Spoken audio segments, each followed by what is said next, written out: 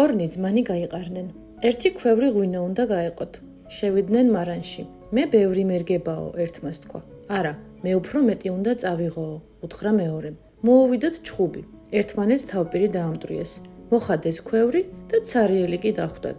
დედაენაში ძალიან ბევრ რამეზე იპოვით პასუხს. წესით და რიგით ძმებს ჯერ უნდა გაეკოთ, ჰქონდათ თუ არა სინამდვილეში რაიმე გასაყოფი. წინ დაუხედაობამ ორივე მათგანი სულ არაფერზე აჩხუბა. დედმამიშვილებს შორის მემკვიდრეობის განაწილებაში ცუდი არაფერია. ცუდია მითვისება, წართმევა, უსამართლოდ მისაკუთრება.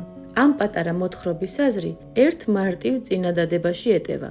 სწორედ ეს მარტივი წინადადება დაუდო მას იაკობ გოგებაშვილმა სათაურად. ჩხუბი სულ არაფერზე.